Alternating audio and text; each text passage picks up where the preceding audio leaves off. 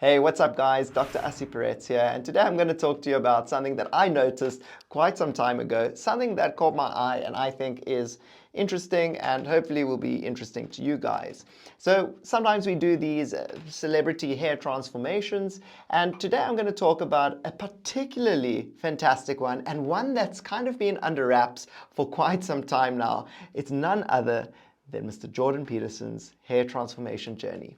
Let's check out exactly how he got this one so right. So just quickly before we get started, don't forget to hit that like and subscribe button so you can get more of this content whenever you like. So if we look at Jordan throughout his career as a public intellectual, it becomes glaringly obvious that his hair has substantially improved throughout his career despite his increasing age. So guys, let's jump straight into the photos, and this took me quite a while to find, and this is probably the earliest and most relevant photo I have found of Jordan and his hair. As you can see in this photo, Jordan's quite a young guy. He seems like he's hugging his wonderful daughter. And in this hairline, you can see Jordan has good, thick hair, but with just a little bit of marked frontotemporal recessions, just the beginning of some male pattern baldness right there in this photo.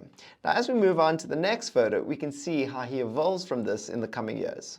So in this next picture, we can see Jordan's hair is markedly worse than the previous photo. So here he's at some sort of an interview at the University of Toronto, and we can see that his frontotemporal recessions are quite marked here, so much so that they're causing this horseshoe pattern of balding, so that surrounds his frontal forelock, and this is quite common for a Norwood 3. This photo I've taken from Jordan's lectures probably about 10 years ago, 11 years ago, which was the earliest lectures that he put on YouTube. And as you can see, his hair is markedly thin in this frontal area. So guys, I couldn't quite pinpoint to when this change actually happened. But here's a photo from 5 years ago in an interview that Jordan gave. And as we can see in this photo, his hairline has markedly improved. But I want you to take notice of something.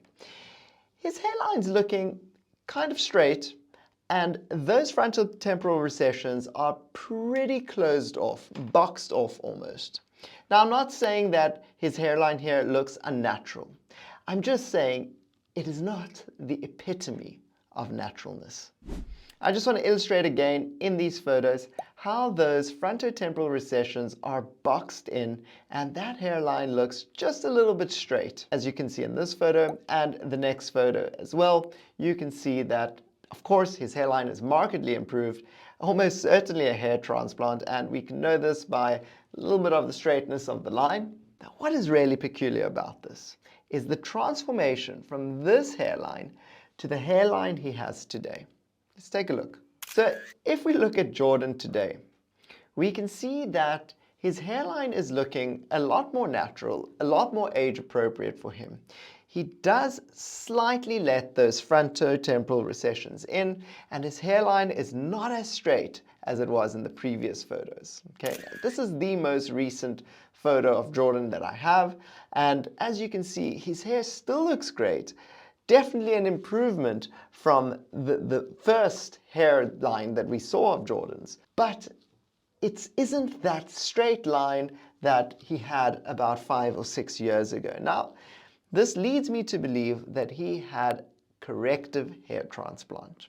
Okay, so he got that little bit of that unnatural look removed. You can do it in two different ways. You can either laser the hairs off, but Jordan's hair is white, so lasering white hair typically does not work. Or you can go and individually punch out those follicles that were placed a little bit unnaturally. So why do I think this is a fantastic hair transplant? Number one, because it is extremely subtle. Number two, because it's age appropriate. Now, we get a lot of patients who are younger and they want to restore their old hairline back to, when they were 20 years old, when they were 18 years old. Now, this is a bad idea for most people for the following reasons. When we transplant hair from the donor area, typically that hair is resistant to the actions of DHT, which means it will never fall out. So that hairline that we create for you is always going to be there, even if you start balding behind it. right? So it's always a good idea, even if you're young, when you're recreating a hairline, to make sure that it is a hairline that will be appropriate for you for your entire life. Because if you become a public intellectual, you will not want to have a juvenile hairline. In fact, having a high and mature hairline actually makes you look smarter, more distinguished, and better at your age when you get there. What has he done to maintain his hair? Well, most likely he's on some form of 5-alpha reductase inhibitor like finasteride or dutasteride. And in fact, I think Jordan is a great candidate for topical finasteride or dutasteride because his level of balding is not that high, which means he's not so bald. He's an older guy, most likely not aggressively balding, so definitely a candidate for topical 5-alpha reductase inhibitor therapy.